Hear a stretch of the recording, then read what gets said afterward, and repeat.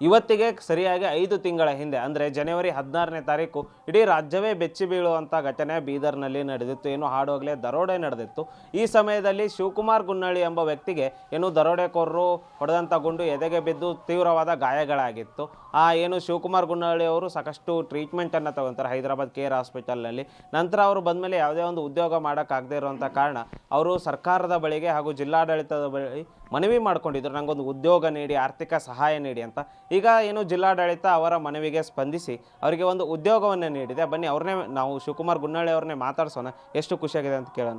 Sir, ಈಗ ನೀವು ಮನವಿ ಮಾಡಿದರೆ 5 ತಿಂಗಳಿಂದ, ಈಗ ನೌಕರಿ ಕೊಟ್ಟಾರೆ, ಹೆಂಗೆ ಅನ್ಸಾಗ್ತದೆ? ನನಗೆ ಗುತ್ತಿಗೆ ಅದರ ಮ್ಯಾಗ ನೌಕರಿ ಕೊಟ್ಟಿದ್ದಾರೆ, ತುಂಬ ಸಂತೋಷ ಆಗುತ್ತೆ. ಆದರೆ ಹೊನ್ನಿಕೇರಿ ಸಿದ್ದೇಶ್ವರ ಮಂದಿರದಲ್ಲಿ ಕಂಪ್ಯೂಟರ್ ಆಪ್ರೇಟರ್ ಕೆಲಸ ಕೊಟ್ಟಿದ್ದಾರೆ. ತುಂಬ ಸಂತೋಷದ ಸುದ್ದಿ ಅಂತ ನಾನು ಹೇಳಬಹುದು. 5 ತಿಂಗಳ ನಂತರ ಇದು ಒಂದು ನನಗೆ ಕೆಲಸದೊಂದು ಇದು ಮಾಡಿದರೆ ತುಂಬಾ ಸಿಹಿ ಸುದ್ದಿ ಅಂತ ನಾನು ಹೇಳ್ಬೋದು. ಇಲ್ಲಿ ಆದರೆ ನಂಗೆ ಟ್ರಾವೆಲ್ ಮಾಡ್ಲಿಕ್ಕೆ ತುಂಬ ಕಷ್ಟ ಆಗೋದು, ಹೋಗೋದು ಬರೋದು ತುಂಬ ಕಷ್ಟ ಆಗುತ್ತೆ. ಔಟ್ ಲೊಕೇಶನಲ್ಲಿ ಹೋಗ್ಬೇಕಂದ್ರೆ ನಂಗೆ ಆಗೋದಿಲ್ಲ. ಇನ್ನು ನಂದು ಹೆಲ್ತ್ ಪ್ರಾಬ್ಲಮ್ ಕೂಡ ಇದೆ. DC ಅವರಿಗೆ, ಉಸ್ತುವಾರಿ ಸಚಿವರಿಗೆ ನಾನು ಕೇಳ್ಕೊಳ್ಳೋದೇನೆಂದರೆ, ಇಲ್ಲೇ ನಗರಸಭೆಯಲ್ಲಿ ಅದೇ ಹುದ್ದೆ ಇಲ್ಲಿ ನಗರಸಭೆ ಬೀದರ್ ಲೋಕಲಲ್ಲೇ ನನಗೆ ಕೊಟ್ಟರೆ ತುಂಬ ಸಂತೋಷ ಅಂತ ನಾ ಹೇಳ್ಬೋದು.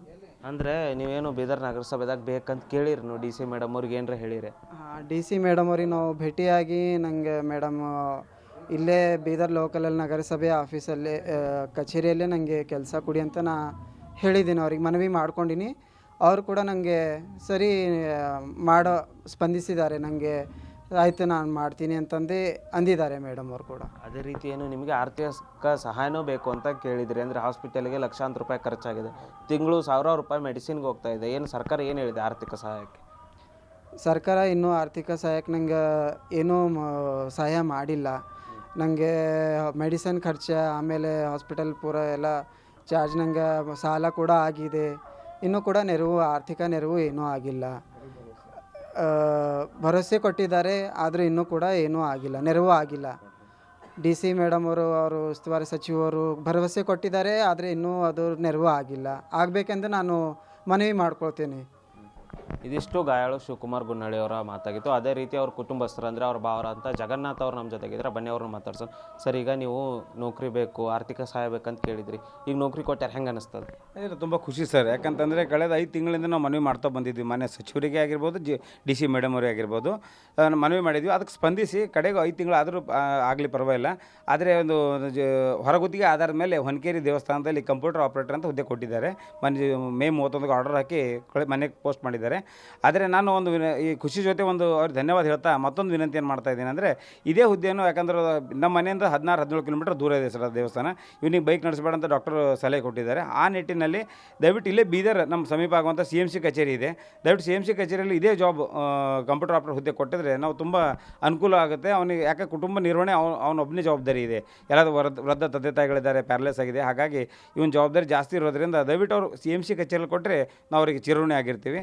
ಅದೇ ರೀತಿ ನಾನು ನಿಮ್ಮ ಉತ್ತರ ಕರ್ನಾಟಕ ನಮ್ಮದೊಂದು ಸುದ್ದಿವಾಹಿನಿಗೆ ಸಹ ನಾನು ತುಂಬ ಧನ್ಯವಾದ ಸಲ್ಲಿಸ್ತಾ ಇದ್ದೀನಿ. ಯಾಕಂತಂದರೆ ನಾವು ಯಾವಾಗ ಶೂಟ್ ಆಗಿತ್ತು ಹಾಸ್ಪಿಟಲ್ ಹೈದರಾಬಾದಲ್ಲಿ ಅಡ್ಮಿಟ್ ಆಗಿದ್ದ ಸಮಯದಿಂದಲೂ ತಾವು ನಮ್ಗೆ ಕರೆ ಮಾಡ್ತಾ, ಸ್ಪಂದನೆ ಕೊಡ್ತಾ, ನಮ್ಮ ಸಮಸ್ಯೆಗಳನ್ನ ಬೆಳಕು ಚೆಲ್ತಾ ಬಂದಿದ್ದೀರಿ. ಅದೇ ರೀತಿ ಅದೇ ಒಂದು ಹಿನ್ನೆಲೆಯಲ್ಲಿ ಇವತ್ತಿನ ದಿವಸ ಇವರು ಒಂದು ಆರ್ಡರ್ ಆಗಿದೆ ಅಂತ ನಾವು ಹೇಳ್ಬೋದು. ಅದಕ್ಕೆ ನಾವು ತಮ್ಗೆ ಧನ್ಯವಾದ ಹೇಳ್ತಾ ಇದ್ದೀನಿ ಸರ್.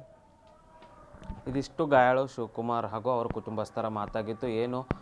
ನಾವು ಬೇಡಿಕೆಯನ್ನು ಇಟ್ಟಿದ್ವಿ, ಸರ್ಕಾರ ಅಥವಾ ಜಿಲ್ಲಾಡಳಿತ ಸಕಾರಾತ್ಮಕವಾಗಿ ಸ್ಪಂದಿಸಿ ನಮಗೆ ಒಂದು ಉದ್ಯೋಗವನ್ನು ನೀಡಿದೆ. ಆದರೆ ಆ ಉದ್ಯೋಗ ಒಂದು ಸ್ಥಳ ಇದೆ, ಅದು ಸಾಕಷ್ಟು ದೂರ ಆಗ್ತಿದೆ, ನನಗೆ ಪ್ರಯಾಣ ಮಾಡಲಿಕ್ಕೆ ಸಾಧ್ಯವಿಲ್ಲ. ಹತ್ತಿರದ ನಗರಸಭೆಯಲ್ಲೇ ಇದೇ ಹುದ್ದೆನೇ, ಕಂಪ್ಯೂಟರ್ ಆಪರೇಟರ್ ಹುದ್ದೆಯನ್ನು ಕೊಟ್ಟಿದ್ದಾರೆ. ಇದನ್ನೇ ಬೀದರ್ ನಗರಸಭೆಯಲ್ಲಿ ಕೊಟ್ಟರೆ ಇನ್ನೂ ಖುಷಿ ಆಗ್ತದೆ, ನಮಗೆ ಸಹಾಯ ಆಗ್ತದೆ ಅಂತ ಹೇಳ್ತಿದ್ದಾರೆ. ಕ್ಯಾಮ್ರಾಮನ್ ಸಂತೋಷ್ ಜೊತೆ ದೇವರಾಜ್ ಹೊನ್ನಿಕೆರೆ, ಉತ್ತರ ಕರ್ನಾಟಕ ನ್ಯೂಸ್, ಬೀದರ್.